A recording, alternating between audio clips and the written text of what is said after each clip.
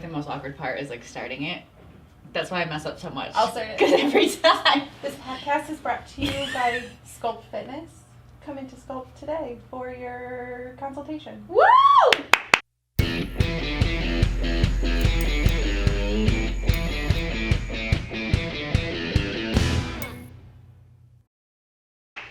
All right, guys. Not LiveSculpted. It's brought to you by Sculpt Fitness. See, you're like our number one fan. Guys, special guest, Erika Saki in the house. Hello. How are you feeling? Phenomenal. Phenomenal. You're Yes. looking phenomenal. I feel looking phenomenal. like every day better and better. Yes. So as you guys know, we've talked about you on the podcast before. Erika had very serious surgery and she's recovering amazingly. So I feel like you don't need to go into too much about, everyone knows the type of surgery that you had. We've been following along with your carrying bridge, all that stuff, which I really loved so much. Yes. We'd all be like talking about it, like, did you check? Was there a new update? Oh my God, what's going on? You know, we were all like checking in on it. But so after you got the surgery, you went to Gaylord. Yep. And you stayed there for how long? I was there for 2 weeks. 2 weeks, and then you went to your parents? Nope, I actually went back to my house. Oh, so you went straight home? Yes, I wow. went straight home. Awesome. Yes, I had wished that I had gone home straight from the hospital, but I knew that with even though each deficit that I had wasn't that bad, all of them together kind of made it a lot worse than So than were what they, I was. the staff and stuff, like, if you had, like, denied that, you could have just went home? Like, was it on you? Okay. Yeah, I could have. But you knew Ultimately, that I'm it was... able to make that decision. But I think it was in my best interest to go there and kind of get over that initial hump and get my strength back. You think, like, that really did help you progress that much faster as far as, like, recovering? Absolutely. Good. Yeah. So now that you're home, I mean, what's, like, a typical day for you now, like, post... You're at, like, how, was 8 weeks? Yep, Monday so was 8 weeks post-surgery. So what's, like, a typical day look like now? I go to physical therapy. I actually yesterday graduated from occupational therapy. Yes. So I passed all of my neuro stuff. So I still go to physical therapy twice a week, and then I go to a new gym, a special gym, like you guys had mentioned, chapter 126, to strengthen my...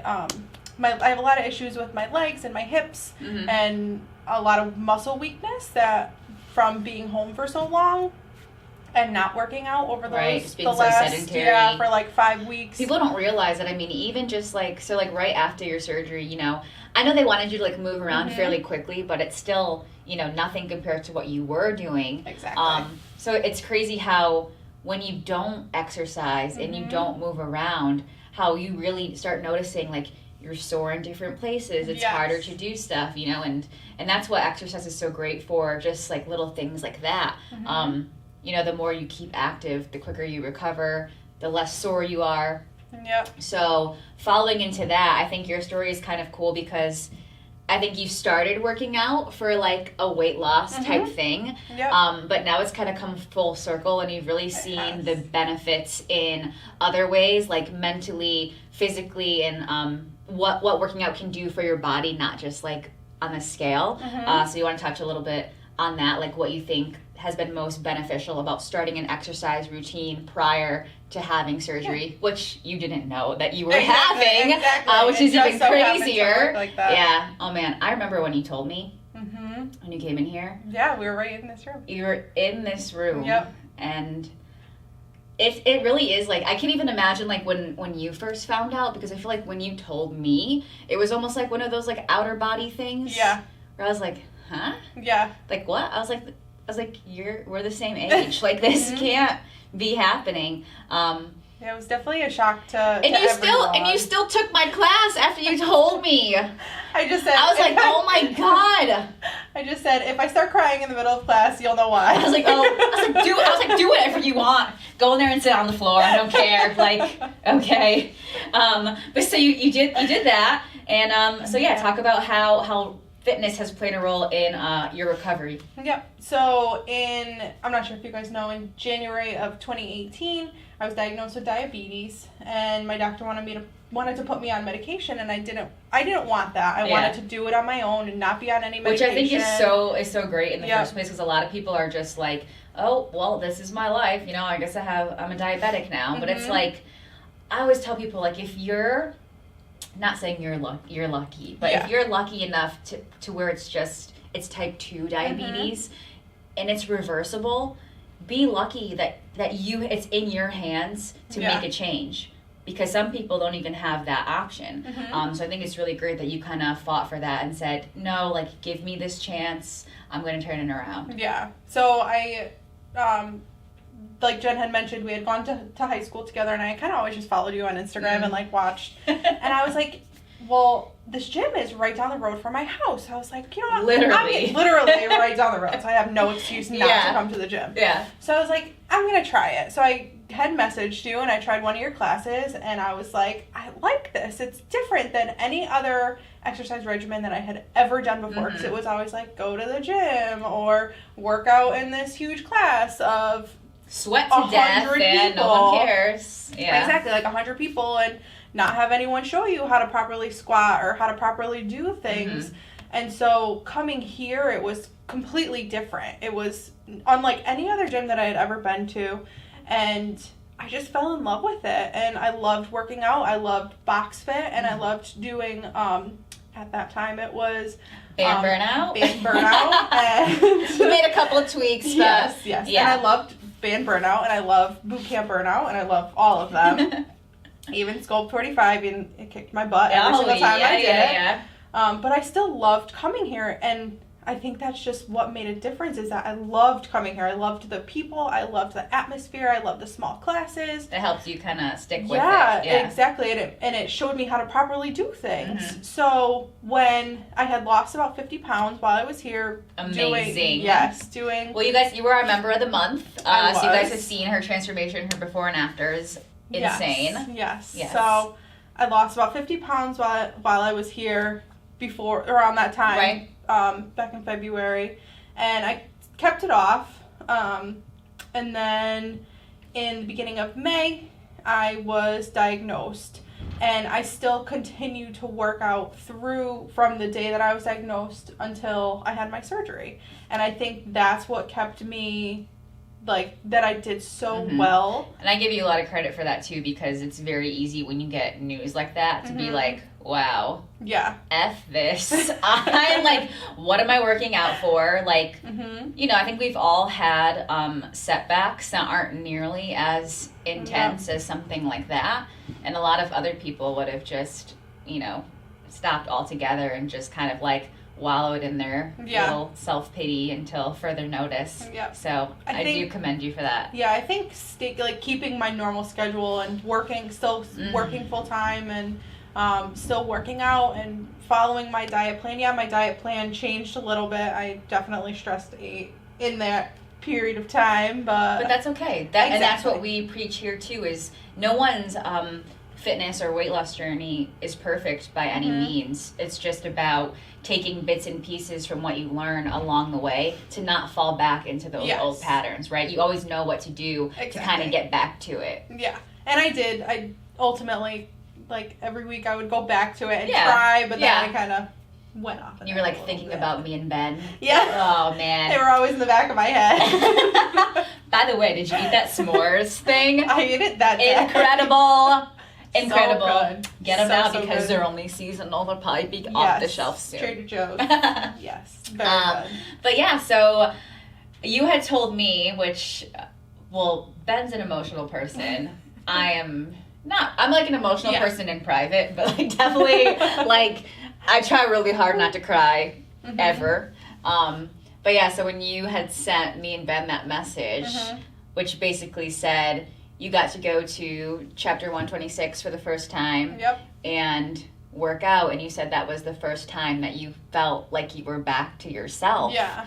And me and Ben were texting each other and we're like, oh my God, like, what is she doing to us? Because that just made us feel so good, because I mean, it sounds cliche, but I think that really is why me and him do what we do, because it is to help people at the end of the day, whether that be weight loss or strength or, you know, just recovery stuff like that. So that made us feel really good, and I was really happy for you that you kind of had that.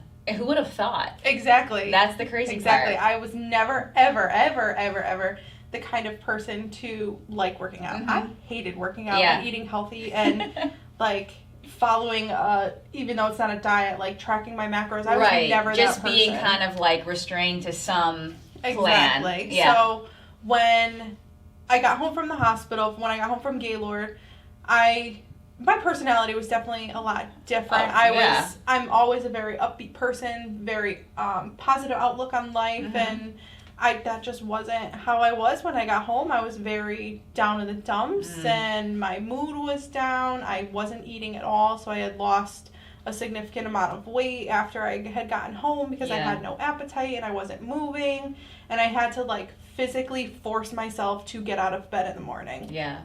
And I think when I had gone to, my dad had always said, just one day there's just going to be a switch that's flipped and you're going to be back to normal.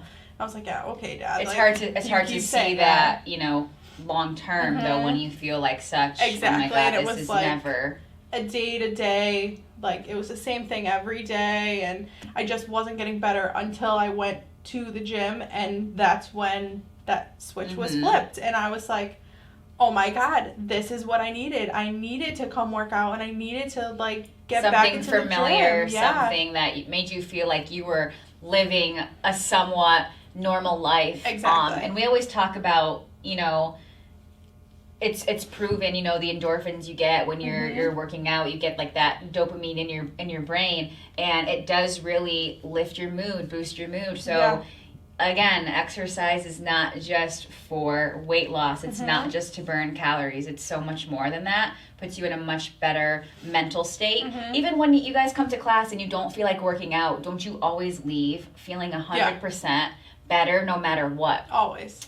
So exercise is really a great tool for that.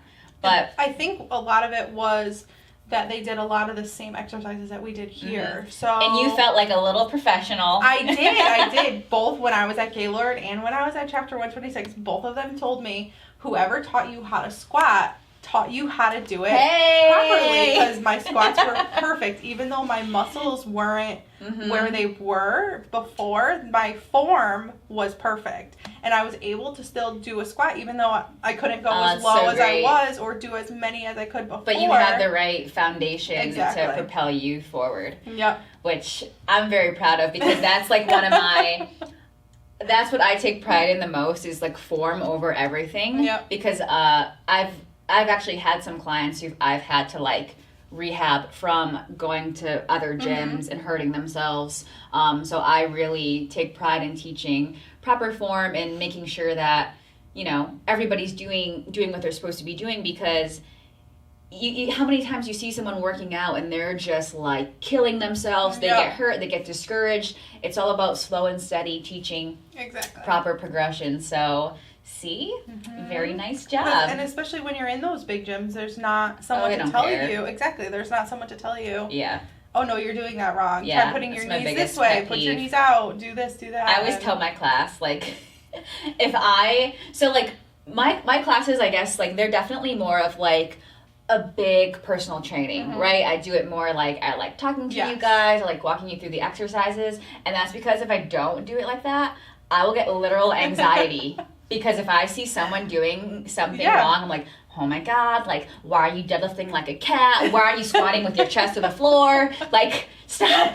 You know, so yeah. But that's good, because then it teaches you how to do it properly. Yeah, so I felt very honored that I got to teach you the proper squat. Yeah, but you guys also taught me to love working out and to love myself and to do it for me and very true. And once you can get yourself in that headspace, everything just comes together and so much easier. Everything has gone leaps and bounds since that day. Yeah, amazing. Since working out, so it's definitely it's phenomenal to feel back to my normal, even though I was never normal self. But so now you're on you're definitely on the up end of your recovery, but what was from, you know, day one post-op, what was the hardest, Like, if you can pinpoint one thing, like, what was the hardest thing up until now? Just recovery-wise. I think my stamina. So, like I had said, I worked full-time. I'm a social worker. I work full-time in a hospital. So I'm always walking and talking and charting and looking at a computer and typing and doing all of that. Plus, I worked out full-time. Plus, I have a family. I have my stepson and my husband at home. And I would cook every night and follow my meal plans and all of that. And I just couldn't do that. When the day that I had surgery, I couldn't get out of bed. The next day, I stood and walked 20 feet, and that's all that I could. I took 20 steps, and that's as far as I could go. Your body was just so fatigued. Exactly, and I was just so tired, and even when I got home, I couldn't do that. I folded 3 shirts and had to sit down because I was like, physically, my body was just like, I couldn't do it. I think it's hard, too, because then you have that, like, mental, physical battle where, like, in your mind, you know you can do it and want to do it, but your body's just like, no. Exactly. Like, we're not doing this today. Yeah. And probably not for a couple weeks, so, girl, you just need to calm down. Yeah, so I think that's, like, the hardest part for me was, like, knowing that I wasn't back to my normal self and knowing that I couldn't do it. Right. And I had to, like, allow other people to do things for me. My husband has been phenomenal through this entire process, and so has my family. Everyone has driven me places, and I call them my Ubers. Yes. And driven me. And they're the best kind of Ubers because you actually know who they are. Exactly. And their cars are clean. Exactly.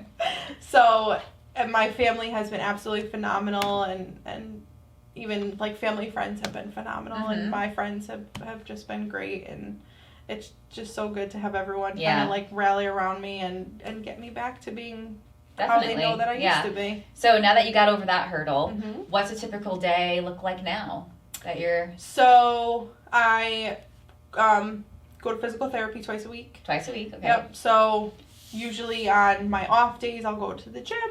I'm just starting with them to do, I have personal training with them, and then they're also doing an exercise plan for me to do by myself. So, just because I don't know, what's the main difference between, like, when you go to physical therapy and then when you go to the gym? So, physical therapy is more of working on my mind and working on balance and things like that. Okay, so more like stabilization and mind-muscle connection. Okay. Yep, so being able to turn my head quickly and have it basically retrains my brain. And then working out at the gym works on my strength and my stamina. So doing longer periods of, like, working out on an arm bike, or I do a lot of squats and lunges and kettlebell workouts and deadlifts and strengthening my core muscles and, like, strengthening my abs and my thighs and my quads and all of that. And that's definitely helping me to be a stronger person. But it was so good that you went into that being familiar. Yes. Because, well, I don't know, if you weren't into, like, working out and stuff, would they have recommended you to that gym? Or was it because, like, you were itching to kind of do something? I think my family knew, because my family's the one that ultimately referred me to that gym. My aunt goes to that gym. She's, like, their number one client there. They absolutely love her there. So between her and my mom, they had both recommended for me to go there. Okay. And I think because they knew that I was working out beforehand, so and they saw the progress that I had made working out beforehand, and how great I was feeling about myself and how great I looked and felt, and I think they kind of just saw the difference in me. This girl needs to go back to the gym. Everyone saw, like, my mom even mentions how seeing me like that was so hard for her, and she had mentioned it in my Caring Bridge, how she just wanted me to be back. How she always said, the day that you put makeup on is the day that you're going to be like, my girl is back. Look at her. She did her hair. She did her makeup. She drove here. So you said last week was the first time you drove by yourself? I did. So when I had left Gaylord, they had recommended that I do a driving eval. But driving evals are actually very expensive. They range anywhere between, like, almost $700 and $1,000. So it's basically going back to driving school. So I just went to the driving school of mom, and she taught me how to drive again. Like I was a teenager. We were saying when she came in, I was like, well, it couldn't have been as bad as when we were like 16 with our parents in the car, and they're doing like, the imaginary brake. So it couldn't have been that. No, that's how I felt though. I felt like I was a teenager again, like learning to drive for the first time, and I did fine. I realized that I couldn't turn my head quickly because I get dizzy very easily if I turn my head too quickly. So I kind of have to turn and then calibrate and then turn and then calibrate. So it's hard when you're pulling out of a tough spot to be able to do that. So I kind of only made right-hand turns for the first couple of turns. That's going to get better though. Like like in a couple of months from now, you won't even think about that. Exactly. It'll be just back to second nature. Yes. Even over the last, I've been driving for about 2 weeks now. Yeah. Week and a half, 2 weeks, and even over that period of time, it's gotten leaps and bounds better, and I'm able to drive by myself. Yeah, and that's a whole nother level of just, like, getting your freedom back. Exactly. I think that's probably hard, too, like, mentally, because you kind of felt, like, trapped. Yeah. In a way, like, in your head, in your home, just, so having that freedom back to do stuff is a huge step in progressing post-surgery. Definitely. So what's the deal with the coffee? Oh. Do you like it yet? I do. But I'm not back up to my normal. I don't know. So, I don't know if I mentioned that on the podcast, I don't think but so. When I had went to visit Erika, me and my mom, she said one of the weirdest things was she always loved Rebel Dog, which is a coffee shop right across the street. And your husband brought you one post-surgery. He did. Because before I had surgery, I would go to bed and dream about my coffee and just think about my coffee in the morning and how excited I was to have my coffee in the morning. And we're very well known at Rebel Dog. We go to Rebel Dog every day. My husband goes probably twice a day, and it's bad when they know you by your first name and know what you're ordering. Exactly. They're phenomenal there. Yeah. But I used to go every day, and after I had surgery, the thought of coffee just I was just disgusted by it. I can't believe that. I can't either, because I loved coffee. And my family actually makes fun of me because I used to have like a really funny coffee order, and they would be like, medium cold brew with mocha and swirl. Yeah. You have to swirl it 3 times to the right, and you have on one foot, exactly, blink your eyes. Exactly. Yeah. My family would make fun of me of how I would order my coffee because it was such a specific coffee order. And so when I got out of surgery, I didn't like coffee anymore. So my husband, and I didn't realize it. So my husband brought me a Rebel Dog when he had drove to the hospital from Connecticut. Or no, it was when I was in Gaylord. Yeah. He drove there, and he brought me a coffee, and I took one sip, and I was like, oh no. You're like, did they mess this up? Yes. Like, what is going on? So I was like, I took one sip, and I was like, I can't drink this. So I was like, you know what, maybe it's just because I just got out of surgery. So I gave it another week or 2 weeks. When I was home, he had brought me another one, and I took one sip, and I was like, what's wrong with me? Yeah. Like, I don't like coffee right now. Like, what is wrong? So then I was like, you know what? So I ended up trying, I think it was last week, I tried Dunkin' coffee.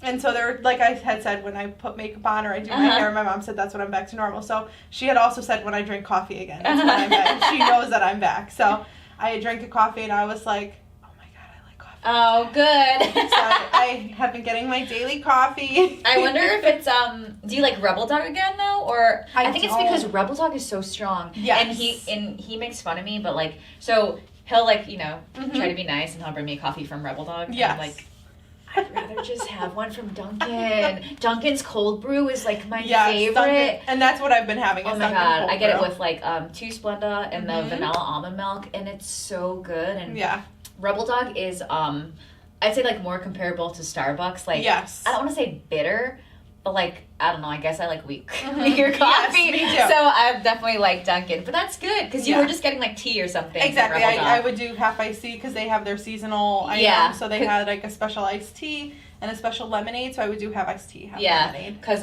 Ben came back one day and he's like, I saw Erika at Rebel Dog, and I'm like, no, you didn't. She don't even like coffee anymore. We were walking by the window, and he's in the window going, oh God! Like waiting like a maniac. I can picture it. It was so great just to see Ben's face. I was like, what do you mean you saw her at Rebel Dog? I was like, oh, that's good. Yes. Maybe she likes coffee again. Yes, that's like that. That was my husband and I's like daily trip. We would go to Rebel Dog. We would get his coffee and my iced tea, and then go to physical therapy. Yeah, so but that's good. You know, making a new routine. Routines always help you feel better. Feel like you have your life together. It does. So now that you're on the up and up, when do you think we can expect to see you? Probably, I would say. What do you think? Give us a timeline. I really want to go back to boxing. Yes. I think that's the one thing that I think would be so good for your mental like coordination too, though. Yes, you know? Exactly. I think the only thing that scares me is the stamina. My stamina is still not back 100%. So I would say probably November. Woo! Is my goal. Yeah. I'll be at chapter 126 until the end of September because they're moving to Hartford, unfortunately. Oh, so, no. but that's okay because it's better for them because of their pairing up, I guess, with a technology company. So, cool. That's what they had explained to my grandma and I, that they were pairing up with a technology company to help their clients better and to adapt their machinery better. So I think it's great too that you're giving them like a platform as well for you to kind of spread knowledge about them, because I mean, we're in the industry and I didn't even really know that something like that existed, which I think is just awesome, because a lot of people just assume that it always has to be it's your physical therapist or your trainer, like the two never mesh, but actually they're way more similar than you would even think. So exactly, and they make plans specifically for, so like my mom had knee surgery, so they made a specific plan for her to follow to strengthen her knee, but to also strengthen all her other muscles around her knee injury. My aunt has MS, so she does a lot of strength training with them, and in order for her to stay healthy and stay mobile. Yeah, that's awesome. So, need more places like that. Exactly. So hopefully in November, we'll see you. But yeah, you're doing great. We're so happy for you. We knew you would, obviously. But yeah, definitely scary. Yes. And I think, the scariest thing to me was just knowing that it could have been me, it could have been you. Like, you never think, like, oh my God, she's so young. Like, now she has to get brain surgery. And I think by you going through that too, it just kind of like even made me like more appreciative to be like, oh my God, like that could be me. Yeah. Like, so stop being a little brat and get it together. Erika had a brain tumor. Seriously, like my client had her head cut open, and I'm complaining about nasty coffee. No, but you know, but I think if anyone could handle it and kind of like be an advocate for like situations like that, it's definitely you, because like you said, you always are so positive and caring and stuff like that. So I think if anyone can handle it, it was you. But I'm glad you're doing so great, and thanks for coming to talk to me. Of course. And your shirt looks so cute. Ben's gonna yell at me because she's in the uniform and I'm in cheetah print, but that's okay. It is what it is. Someone had to represent. All right, but so yeah, are you still updating your Caring Bridge? Yes, my mom. Where can the people find you? How can they find it? We'll link it below. But Caring Bridge, you guys are probably friends on Facebook, all that stuff, but keep us updated. Anytime you want to come stop by, you know, go for a quick 3-minute drive. We'd be happy to have you. Yes. All right. Thank you for having me. Thank you. Yeah. All right. LiveSculpted.